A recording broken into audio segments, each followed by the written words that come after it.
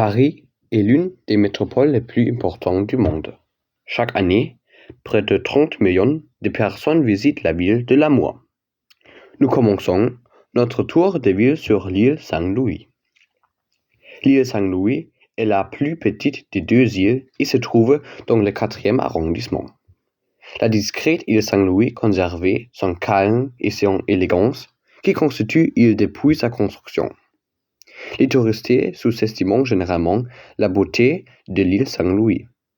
C'est parce que Notre-Dame se trouve à proximité. La plupart des touristes ne voient pas la splendeur des manoirs de l'île Saint-Louis.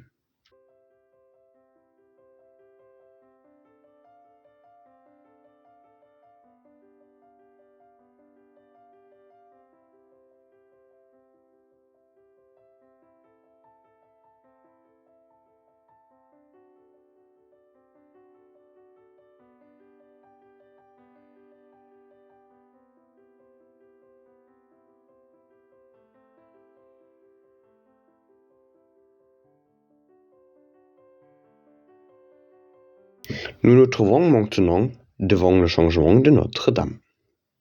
Nous avons traversé le pont Saint-Louis pour passer de l'île Saint-Louis à l'île de la Cité. Saviez-vous que la construction de Notre-Dame durait plus de 200 ans?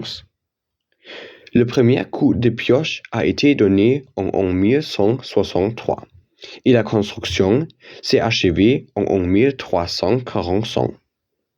Par la suite, la cathédrale n'a été qu'améliorée et a été rénovée plusieurs fois au fil des années jusqu'à aujourd'hui.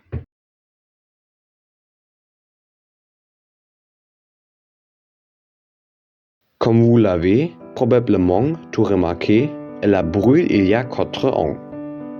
L'année prochaine, elle devra au nouveau être ouverte au public.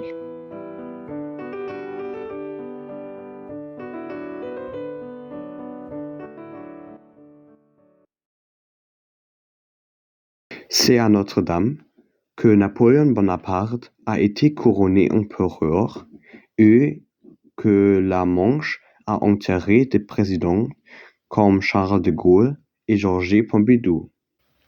Ici, on voit l'hôtel Splunel. C'est la rosace mondialement. Elle est célèbre dans le monde entier et quand on visite la Notre-Dame, elle nous saute aux yeux. Ces deux éléments sont généralement aussi visibles dans les films. Dans le film Le sonneur de cloche de Notre-Dame, ces éléments sont également présents. Il s'agit d'un film d'animation de Disney.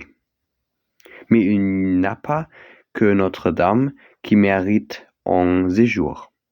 Le Louvre célèbre des actions touristiques importantes. L'un des symboles de Paris est le Louvre. La première chose que les Américains est la grande pyramide de verre. Le Louvre a été construit à la fin du XIIe siècle comme forteresse. Plus tard, il a été utilisé comme palais royal. Depuis 1743, il est devenu un musée et l'est toujours. Entrons maintenant dans le Louvre et regardons un peu autour de nous.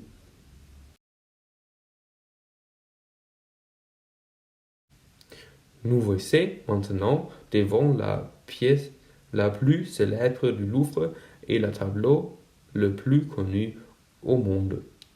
Vous connaissez certainement la Joconde. Elle a été peinte par Leonardo da Vinci. Cette statue est également une statue très connue et très appréciée au Louvre. Elle représentait la décès grec de la victoire de Samothrace. On pense que la sculpture a été réalisée vers 190 avant Jésus-Christ par des sculpteurs redonds. Le Louvre abrite également de nombreux autres peintures et sculptures.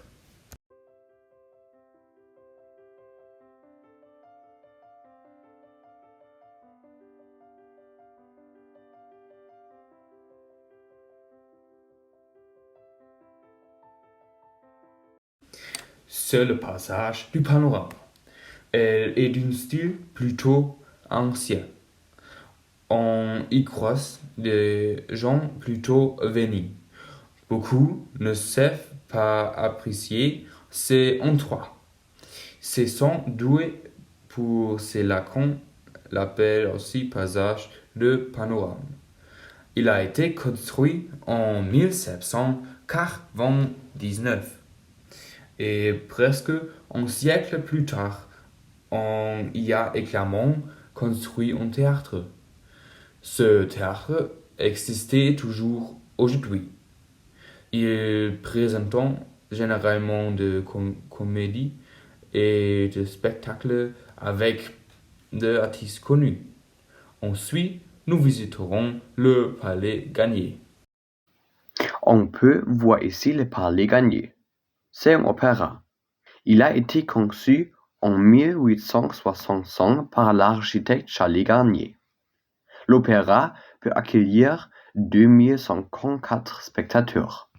Chaque année, environ 500 000 personnes visitent l'opéra. C'est donc l'un des monuments les plus fréquentés de Paris. Le Palais Garnier est classé monument historique depuis en 1923. Ici, vous voyez le Panthéon. Il a été construit par l'architecte Jacques Germain Soufflot. Le Panthéon devait surpasser l'église Saint-Pierre de Rome et l'église Saint-Paul de Londres. Le Panthéon est une église. Il est également appelé le Temple de la Nation française. De nombreuses personnalités connues y sont enterrées. Parmi elles, Marie Curie et Voltaire. Ici, tu vois l'hôtel des Invalides. Il est composé de plusieurs bâtiments. L'église du Dôme, qui a pris le tombeau de Napoléon Bonaparte, et le musée de l'armée en font partie. Le musée de l'armée a pris une impressionnante collection d'objets militaires et d'armées de l'histoire française. L'hôtel des Invalides est également un symbole important de l'histoire militaire française et un lieu où se dérouleront des importants événements et cérémonies militaires. De plus, l'Académie des sciences morales et politiques y siège. Aujourd'hui, l'hôtel des Invalides est l'un des principaux sites touristiques de Paris et un lieu qu'il faut avoir visité pour comprendre l'histoire de la France et de son armée.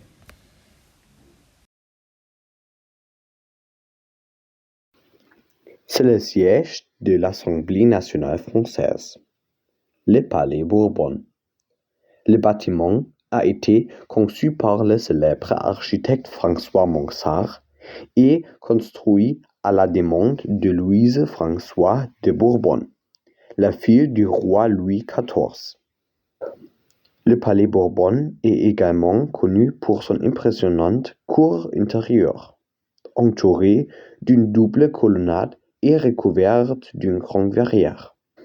Cette cour intérieure est un lieu très apprécié pour les événements politiques et les réceptions. En outre, le bâtiment est également une destination populaire pour les visiteurs intéressés par l'histoire et la politique de la France.